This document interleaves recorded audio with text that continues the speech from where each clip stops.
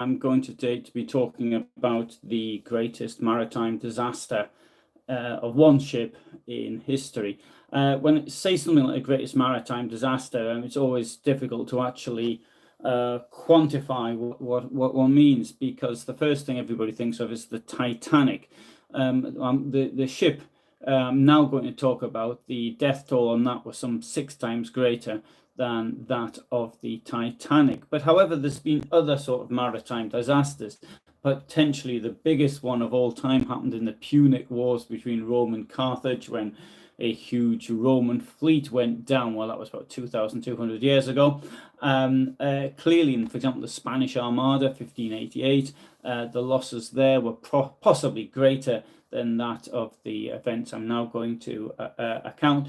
But that was quite a lot of ships, and I think really it's not one individual ship. Of course, the Spanish Armada was largely destroyed in 1588, not only as results from Battle of Gravelines above all, but also from the storms that it met as it tried to go around the British Isles. There's also the battle where the word kamikaze, I think, comes from, another thing from the Middle Ages in Japan, but I don't know anything about that. But as far as this is concerned, this I think is the greatest single loss of life on a ship. Now, we always think everybody's heard of the Titanic, and just this morning when I decided I was going to do this video, I thought I'll have a look and see what the TV programs listings for this week.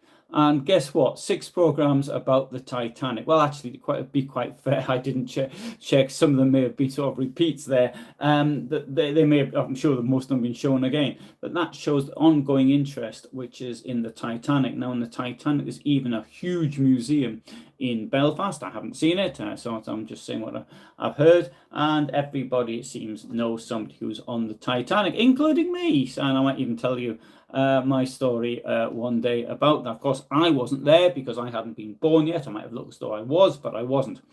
In this case, however, I need to go back to 1944, and I want to start this story in October of 1944. No, I'm not. I'm going to start the story, just changed my mind, in July of 1944.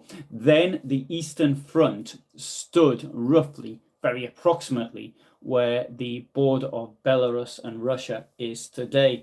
There was a big operation called there was a big attack called Operation Bagration, and that broke through and destroyed the German army in what is today Belarus, and took the Red Army into Germany. The German border was crossed around the 19th of October 1944, and on the 21st of October 1944, the Soviets entered a village called Nemmersdorf. At Nemmersdorf, there's Nemmersdorf's on the western side of the Angarab River, which is quite a fast flowing, but it sort of bends around a lot. At Nemmersdorf, there was a bridge, and this was the only bridge of some distance. In one way, you had to go 6 kilometers, and the other way you had to go 26 kilometers to get over the Angarab River. And anyway, the Soviets were there in, it's not absolutely clear, but they were there for maybe 2 days. They was fighting in Nemmersdorf, and when it was reoccupied, it was a local counterattack, and it was discovered that there were a number of civilians who had been killed. And on the 26th of October, I think it was, I've got my dates right, Dietrich in the Goebbels' propaganda office put out a memo saying that we've got to play up as much as possible this this incident of the deaths in Nemmersdorf. And as a result, for example, I watched before I did this, just a few minutes ago, watched the Deutsche Wochenschau showing this terrible massacre that had taken place. Admittedly, they did put it on towards the end of the program, but there was all sorts of information in very many publications, not only the Volkische Beobachter, but in others as well, talking of this incident. And even as with time, it seemed to get worse and worse, and showing things such as people being crucified naked to barn doors and things of this nature. Now, actually, I believe that, I won't go on the Nemmersdorf massacre now, but these things about the crucifixions and things certainly didn't actually happen. This was a figment of the imagination of the propaganda department. Now, the thing was this: the objective of making up or exaggerating what happened at Nemmersdorf was this: it was to make German people understand that, one, the Red Army was now fighting on German territory, and two, what it would do. And so, therefore, if it's going to be doing these things on German territory, it's really got to make people want to fight even more. And certainly in the aftermath of this, there were more volunteers for the Volksturm, the Home Guard units. But in any case, these Home Guard units, there wasn't enough weapons for them. So it wasn't a great deal of use. And that even may have taken people away from doing things which were genuinely useful for the war effort, such as producing weapons or producing food or producing other materials. But what this did do was to instill in the population fear and dread, and that in turn was to have a terrible effect, as we shall now see. So what I would like you to sort of now think about is it's the winter of 1944-45. Now, anybody watching the news or the weekly news, or even reading a newspaper, if they can see, if they're living in East Prussia, and they can see that Nemmersdorf was occupied by the Soviet Union, they'd only have to think back 2 years when the German army stood on the Volga. And then you even get a globe out. You don't even have to get a very detailed map, but on a globe you can see how far apart they are. This must have told one story, is that the end was certainly very, very near. And this in turn must have produced a great deal of fear. To make this worse, East Prussia is largely agricultural, and many of the young men were away. Now, one of the questions that must have been asked by people after Nemmersdorf is this: it's not so much that the fear it produced, but the question would be, well, hang on, why wasn't the civilian population evacuated? Whose responsibility was it to take care of that? And when they get the answer that the civilian population wasn't evacuated, actually it was, but this wasn't what was put out in the propaganda, then we, as civilians, have to make our own arrangements, because the state is not going to do anything for us. And this actually would have been absolutely correct in the circumstances. So in January 1945, there was the breakout over the Vistula River and over the Niemen rivers and others. And then we had the situation where Nemmersdorf could genuinely start happening all over the place. Now, it was the people had been terrified by the Goebbels propaganda. They may also have been terrified by accounts from eyewitnesses, because people who had been on the Eastern Front, they'd known of the massacres that had taken place there. They came back and told other people about it. And particularly towards the end of the war, there was more and more and more people who would have known about these things. So this, in turn, would have created a greater and greater terror in the population. So you've suddenly got all of these refugees, a majority of whom are women who are trying to flee away from East Prussia. But the situation was somewhat got bad, because the Soviets got to the Vistula Lagoon north of Elbląg and cut off East Prussia in a very similar way to the way East Prussia was cut off before the war, as being sort of, you had to go through Poland to get to it. But now, anybody wanting to escape would have to bypass the Soviet soldiers, and the only way they're going to do that was by sea. There's some really horrendous reports of people trying to get across the Vistula Lagoon. The Vistula Lagoon, in my opinion, it's my favorite place. I've been anywhere and I've traveled a fair bit. It's really attractive, but not very deep. It looks like a lake, but it's the sea, and it's got this really nice color to it. I think it's a wonderful place with these empty beaches in summer, and you've got the forest now. That's quite attractive. But then in the winter of 1944-45, a place of absolute terror. Now the people who were trying to escape had to get to a port. Now, there were a number of ports. Okay, the port that served Königsberg was Pilau, but the ports, though, that they would probably what most people want to get to is Gdańsk, Danzig, or Gdynia in Poland, but then Gottenhofen in German. And that is, if you put in the idea, the terror and the hope that they had to get away from this Bolshevik beast, as it was reported in the Nazi press. Now, I would like now to go back in time to 27th of November 1933. On that day, the German Labour Front founded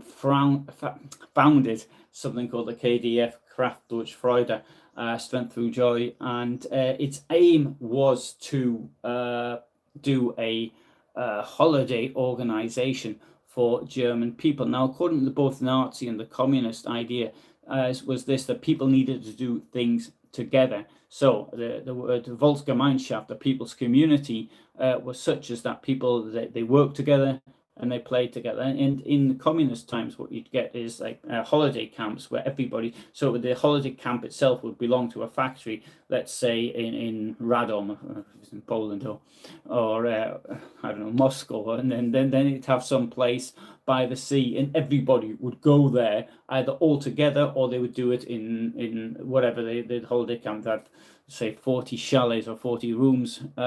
Then they would possibly allow 80 people to go there at a time, and then they'd circulate them through the system. Now, the Nazis had the biggest holiday camp built anywhere was built on the island of Rügen, and which still can be seen, and which I understand is now in the process of being developed. But they also had this idea of building a ship, and the ship was called the Wilhelm Gustloff. It was named after a Swiss Nazi who was shot, and he was stylized as a martyr by the National Socialist. And the ship itself was launched on the 5th of May 1937 by Hedwig Gustloff.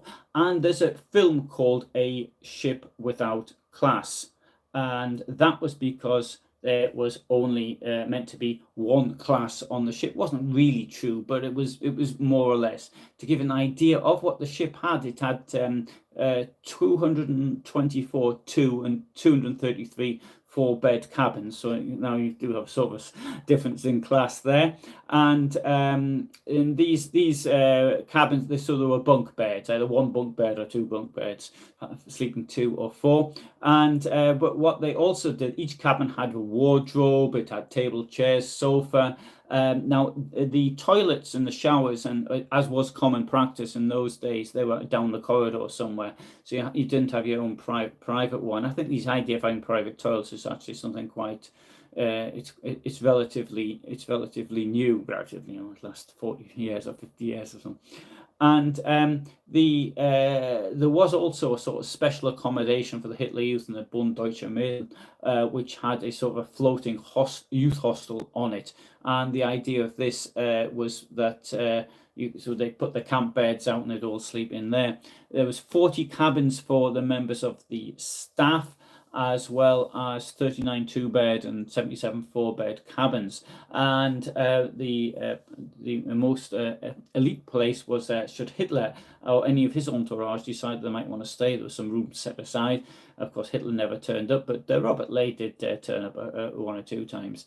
So in total, and this is the important bit, I suppose, it was in peacetime, there was 1,471 beds, and that included the floating youth hostels, and as well space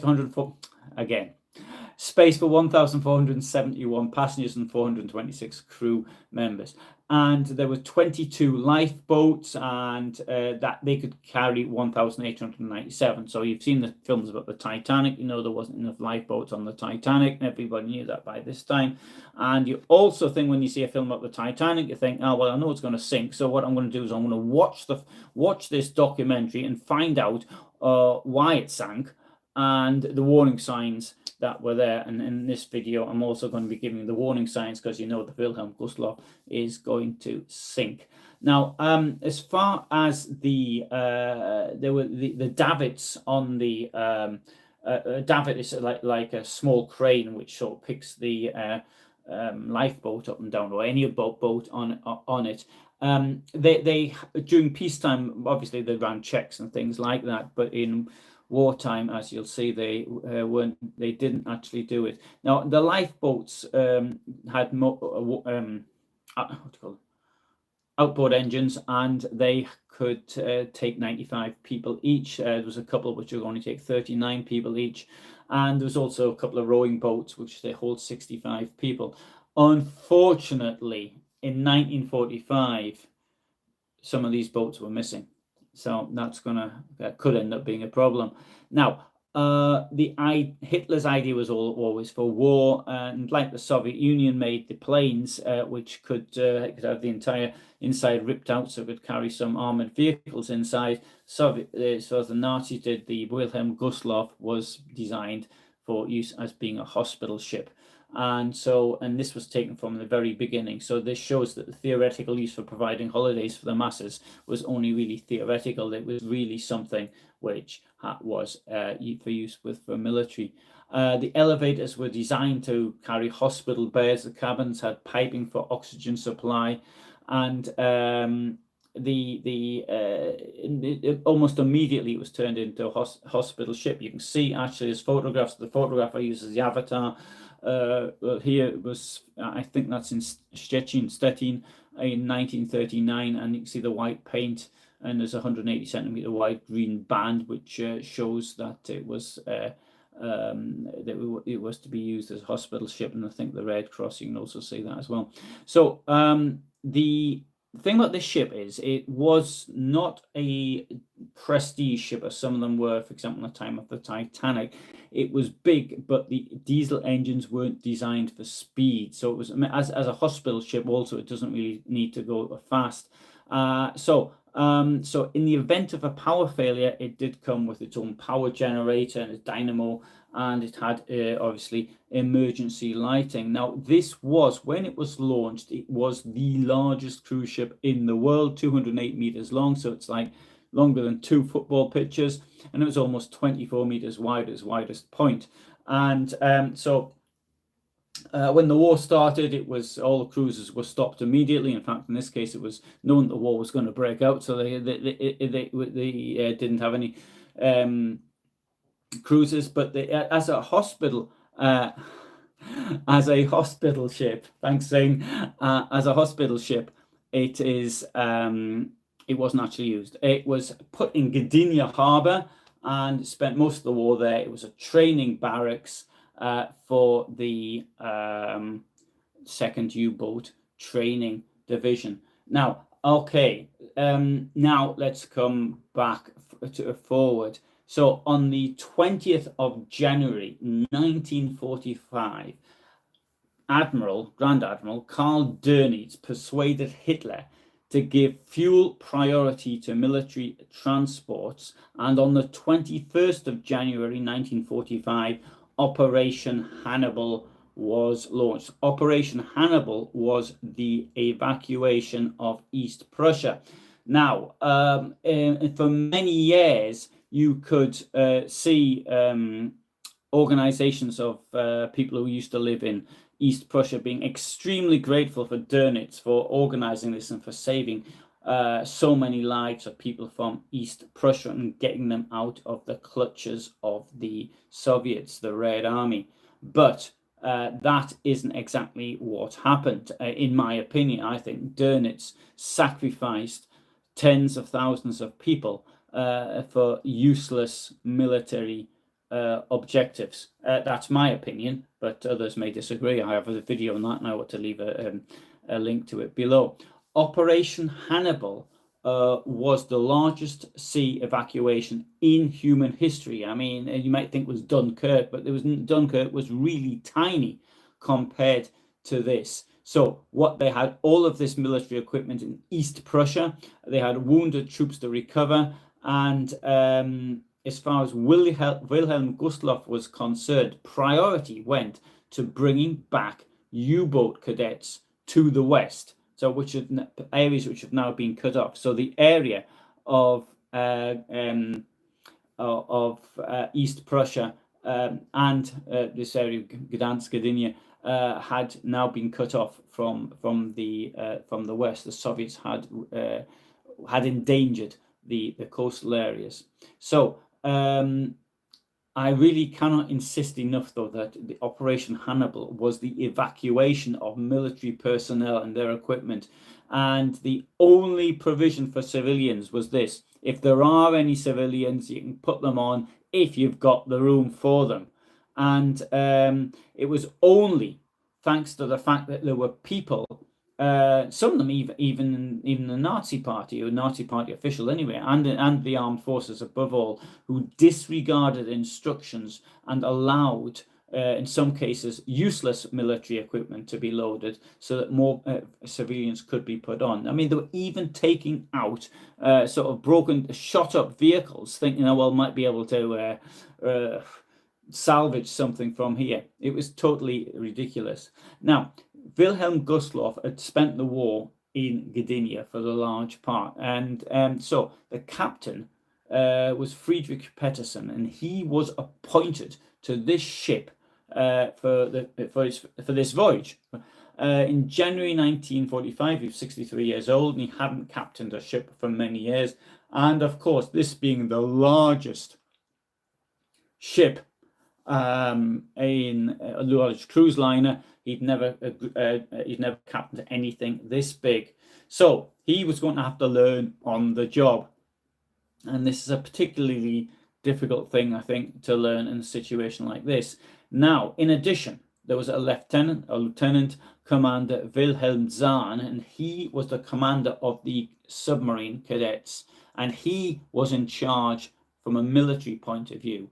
Now, so that is already a problem. There's going to be they're going to disagree, but there was also two others who had some point of power. So effectively, there were 4 captains on the ship. Now, on the 29th of January 1945, there were thousands of people waiting in Gdynia for a ship to depart. And one of the things, thank you, Jeff. There is one of the things really you have to think about, I think, is these poor people who might have come as far as the other side of East Prussia in horrendous circumstances. I mean, it's in the depth of winter. They've got no support from the authorities. If they lived on a farm, they might have had a cart. Or probably, sorry, they would have had a cart, I assume. So it mightn't have been so bad. But think of these people who were villagers. Think of the people who didn't have farms. How were they going to travel? There was only one way, and that was on foot. And in most cases, there were no train service. The trains had stopped by this time. There were buses or anything like that. There weren't these things. The only way was in the depth of winter, they had to go there on foot. And so they reach eventually Gdynia after, I don't know, maybe 10, 15, 20 days on foot. And then they think they're safe. They see there's this big ship, this enormous ship there, and that sounds quite good. Now, there was somebody called Heinz Schön, and he was in charge of allowing people onto the boat and onto the ship, I should say. And so you give priority to pregnant women, there was even a maternity ward on there. Now, he was to allow 7,956 boarding cards to come on. But once the 7,956 were up, he still allowed people on the ship. He didn't want to turn anyone away. So he still had another 2,000, he thought, that got on. So now you've got what may have seemed like a pre-war cruise. You've got the relief of being on a ship, of surviving this horrendous journey to the sea, and now you're safe. So it may have even seemed like there would have been sort of notices going on the tannoy system saying, oh, well, this has got a child here missing, or we'll be doing this, that, and the other. It must have been absolute relief for people. So on the 29th of January 1945 in the evening, it was ready to sail, and a telegram came in from the Eastern Submarine High Command, and it said this: 3 enemy submarines in C square Victor Tony 94923 surfaced, and they recorded and were monitoring them. Now, so they knew there were 3 Soviet submarines in the area, but there was another one that they didn't know about. This was the S-13, and it was under Alexander Marinesco, and he had left Porkala Naval Base on the 11th of January 1945 and had taken position near Kołobrzeg, then called Kolberg, and around the 13th of January. Now, that ship had its routine had been upset because Captain Marinesco did like a drink now and again, and because of this, his departure had been delayed, and this had sort of upset the Soviet command, but somehow it also seemed to upset the Nazi command as well. So what I suspect is that there may have been some espionage, or the Soviets weren't being too careful about the way that they were dealing with him. So at around, so I'll come on to the questions and the thanks as well towards the end. So at 12:20, 30th of January 1945, that was the 12th anniversary of Hitler coming to power, 4 tugboats, sorry, 12:20 in the afternoon, 12:20 in the afternoon, no. 4 tugboats pulled the Gustloff out of Gdynia harbour. Gdynia, I used to live in Gdynia, it's a really nice place. The ship was due to travel in a convoy. So there was a passenger ship called the Hansa, and there were 3 smaller warships. The Hansa was still lying at the anchor in the Bay of Gdańsk. And Bay of Gdańsk is very, it's not very deep actually. And the Hansa sent a signal: we've got a problem, the machinery is damaged, and we're going to be late. So Captain Peterson and the submarine instructor, Lieutenant Commander Zahn, they decided to go off anyway. Instead of the 3 warships they'd been promised, they only got 2. There was a torpedo boat, the Lure, and an old minesweeper. The wind got rough, 5 to 6 Beaufort. There were snow flurries. The Gustloff, although it didn't have a lot of power as such, it wasn't designed for speed, but it was able to ram into these short waves in the Baltic Sea. But the minesweeper couldn't do it, and so it had to turn back. So now there's only the Lure is there for protection. Now Peterson and Zahn, they had to decide the route, and bearing in mind their experience, they had different ideas. Now, Zahn was a submarine man. He's experienced, and so he thought if he'd been in a submarine, those submarines can't go very fast. So he said, "Got to go fast." Submarines are much slower than ships. I mean, submarines are just more or less not much faster than walking speed, to be quite honest. But Zahn wanted Peterson to Zahn wanted to go as fast as he could. And the Gustloff had a top speed of 15 knots, which is about 28 kilometers an hour, something like that. And Peterson said, no, can't do that because the engine hadn't been used. Now, it stands to reason. If you've got your vehicle's been laid up for some time, you're careful about where you take it up. My vehicle hasn't moved since October. No, not true. It hasn't. No, sorry, that's not true. I took it out in January. I was in Stuttgart. Anyway, I'll be going back to my vehicle next week, and I certainly won't be taking it directly on a long journey. I'll just drive around the block a few times to sort of make sure it's working correctly. And so you don't take a vehicle out on a long journey when you haven't used it for a while. And this ship was absolutely the same. The ship, of course, hadn't been used for quite some time. There was also another problem because there'd been an air raid. The Gustloff had been slightly damaged, not a lot, but the repairs had been done very quickly. And so Peterson was a bit afraid that the welding work wouldn't be up to scratch. And so he said, that's it, 12 knots and no faster. 12 knots is 22 kilometers an hour. And submarines could actually match that on the surface. But I did say walking speed, I was exaggerating a little bit. I was staying underwater. So anyway, next problem is the course, because if they went out to sea, there was a cleared route through minefields and they knew what it was. But there was also a narrow alley in the shallow water, which is near the coast. So the ship has had a draft of 7 meters, so it could sail there without problems. Not only that, if it was near the coast, submarines wouldn't dare to go into such shallow water; they could just get stuck. And so they couldn't submerge, and they'd be at the mercy of shore batteries if there were any. Sorry.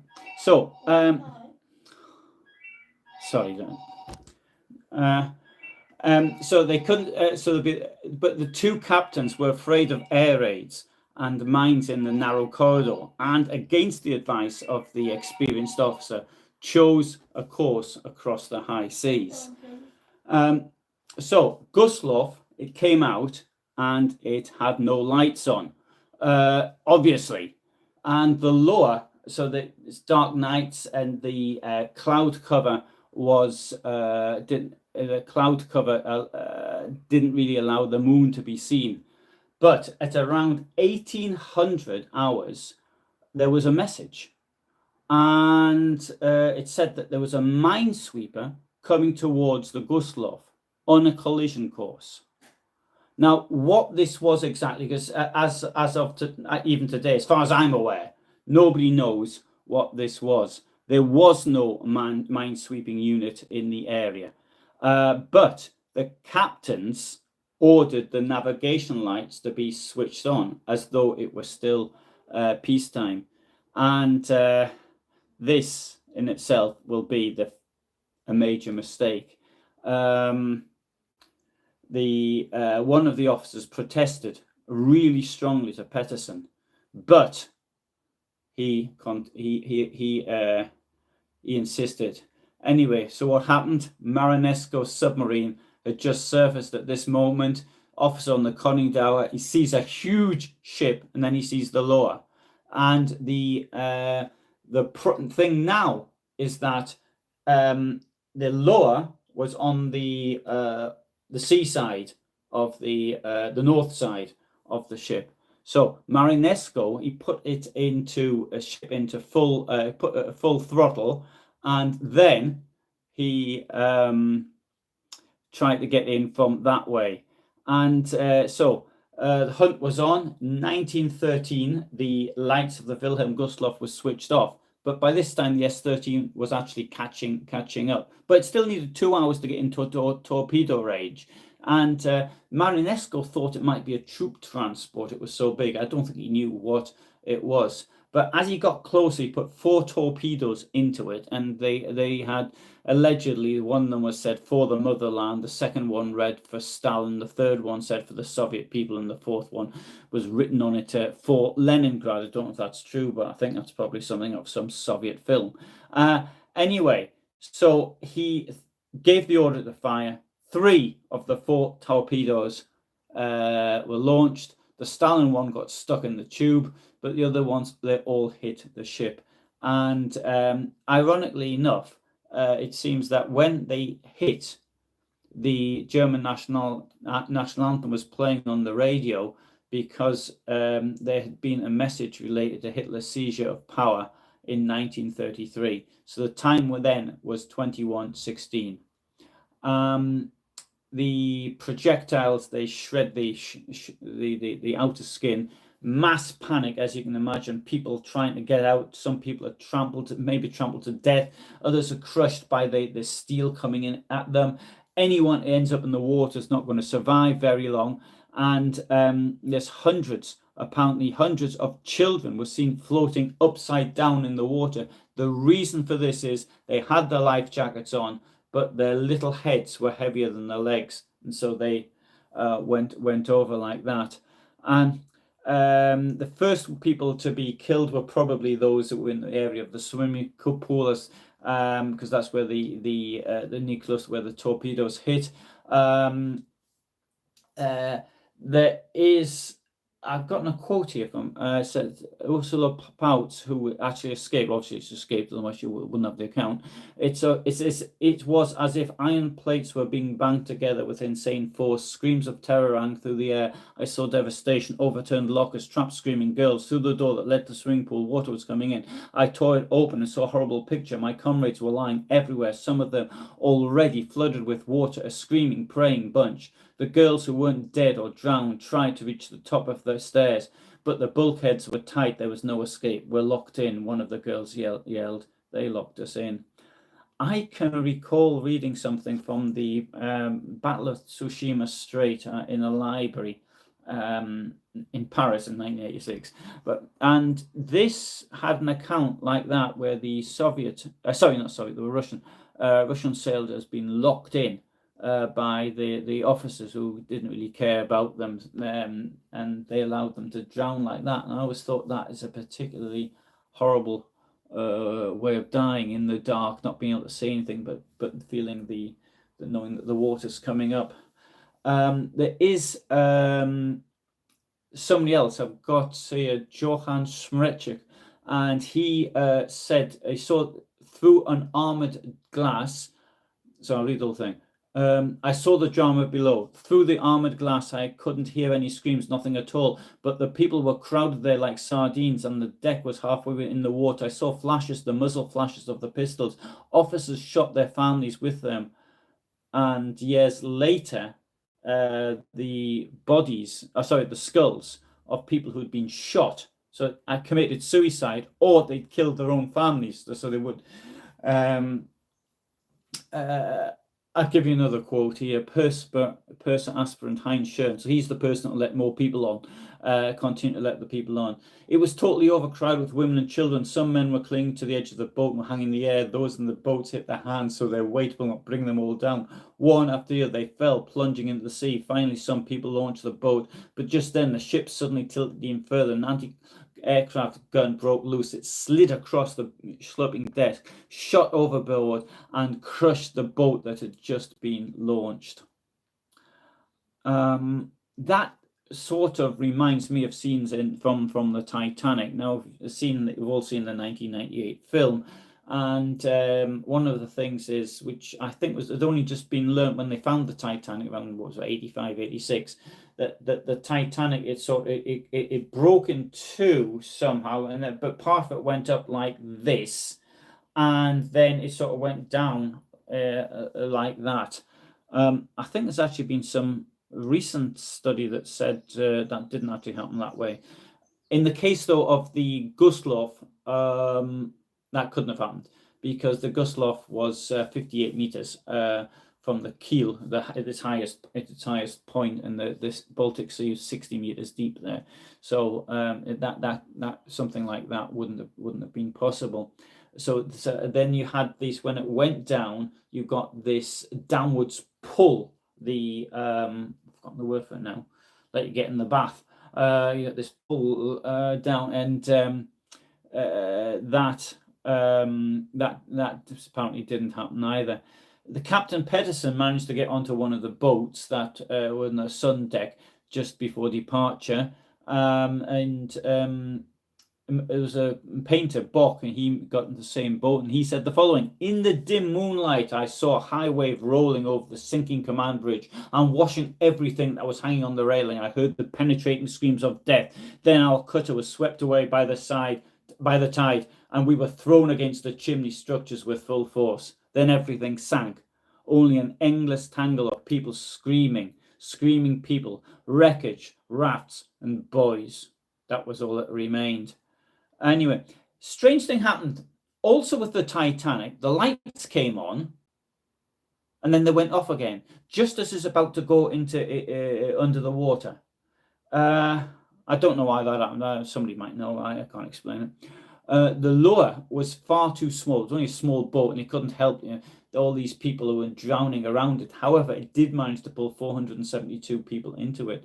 The Admiral Hipper was in Gdynia then. It heard about what had happened, and together with the torpedo boat, the T-36, it went to the rescue. It heard the lowers distress signals, and later then it saw the red flares, and they managed to get 564 people onto these boats.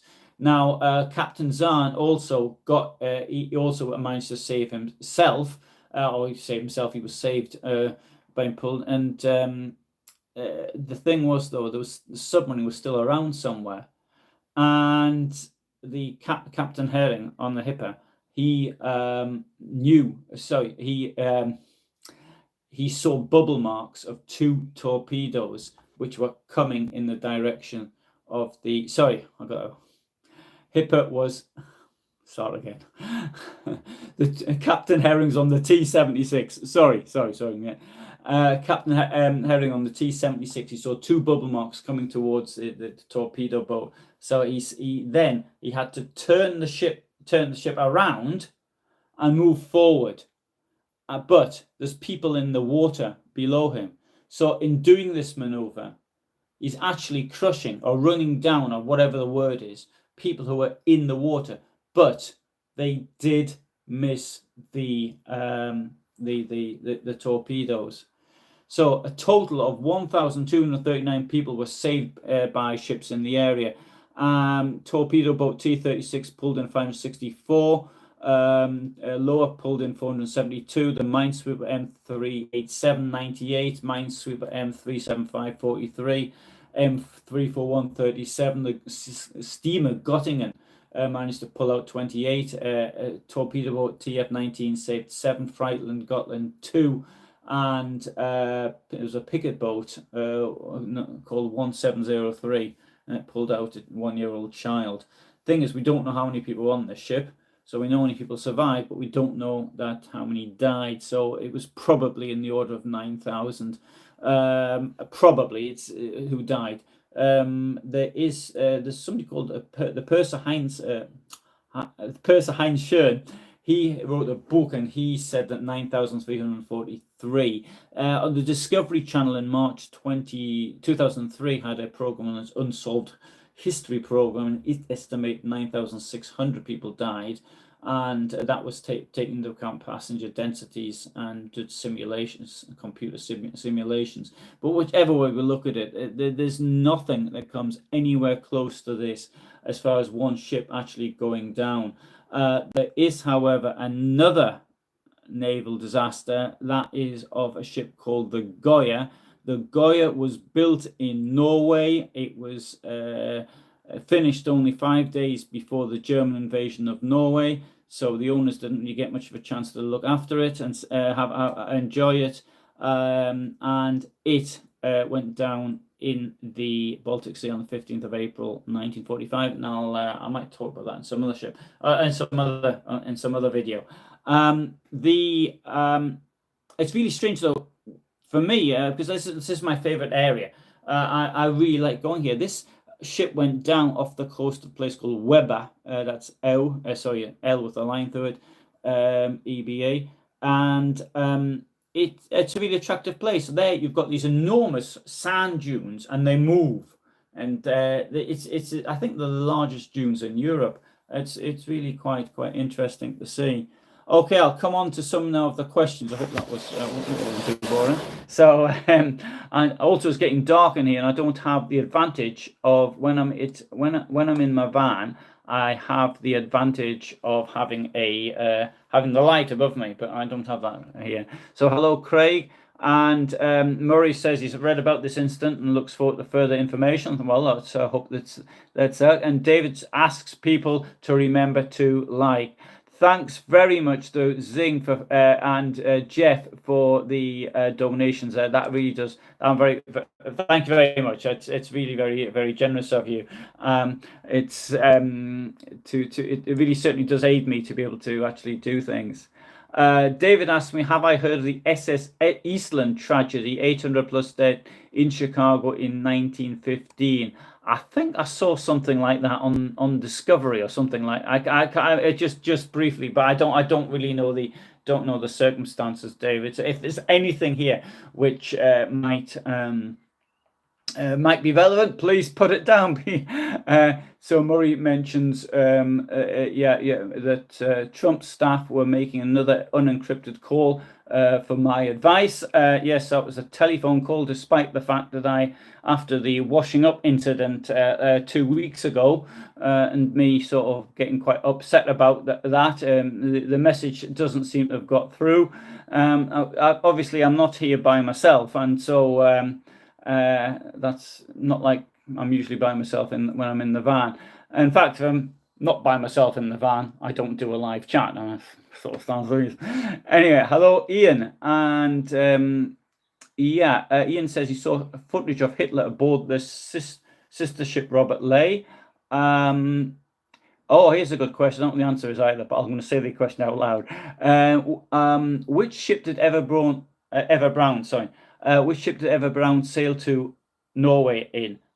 I don't know, but it's Ever Brown did this fantastic. I think it's fantastic. But the film, I've got it actually. I've got quite a large collection of films and things. Most of them pretty bad quality, but I maybe I ought to publish it with a commentary. That's a good idea. But the holiday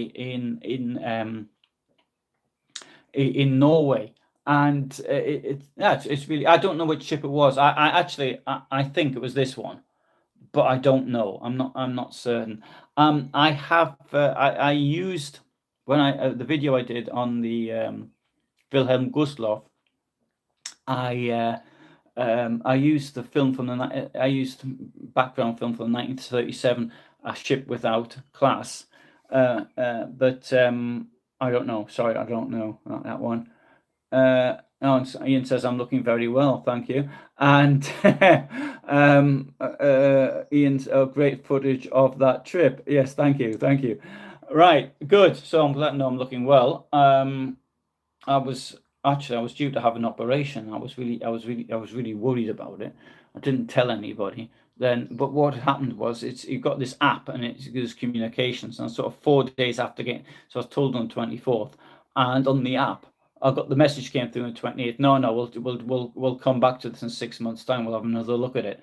And but I was quite frightened, and I didn't see the message on the app until like the beginning of February, not thinking they would send it there. Anyway, so it's good to know that I'm looking well. Anyway, good. Thanks so much for watching. Tomorrow's video, I haven't decided yet what I might do. Is it the anniversary? Yes. Oh, it is the anniversary of something tomorrow, which so major things, the anniversary tomorrow. But I know I'm not gonna do a video on that. It's a bit, because it's a bit personal. But you can write down what you know what it is, though. I might do the history of the Goya. So while I'm in a maritime mood, I believe, as far as the Wilhelm Gustloff is concerned, that Goebbels bears a great deal of responsibility for this by making up, or should we say exaggerating, these stories about Nemmersdorf above all, and Bolshevik crimes. Things Nemmersdorf is concerned, this itself is also worth going into more details, because the archive turned up a report from Nemmersdorf, which was made before Dietrich said that they had to exaggerate it, and it shows nothing like what was written later in the Volkischer Beobachter and others. So, therefore, I believe that this led to this mass panic. And the thing is, though, it needs to be pointed out that panics did also occur in the Western campaign. In France, for example, they got the roads all clogged up in 1940 by people stopped military equipment moving around. Not only that, when you've got lots of refugees on the road, that helps the attacker. It certainly doesn't help the defender at all. And when the defender has to move things around, the defender's unlikely to sort of just mow over its own refugees from its own country, whereas the attacker, in this case the Soviets, it wouldn't have bothered them in the slightest. Thing about Nemmersdorf, I would say, is this: there are so many Soviet massacres of others. There was absolutely no need to make this story up about Nemmersdorf, or exaggerate, I should say. In any case, I mean, there were people who were killed there, but you've got things like the Katyn massacres, and those thousands and thousands of people killed, and so, but they play up one, it causes a panic, and things like Gustloff happen as a result. Okay, so thank you very much for watching. Thank you for the donations very much. Thank you. It just helped me. And so all the best from me. I'm in the UK at the moment. I'm going back to Germany in a week and a half's time. And so bye for now.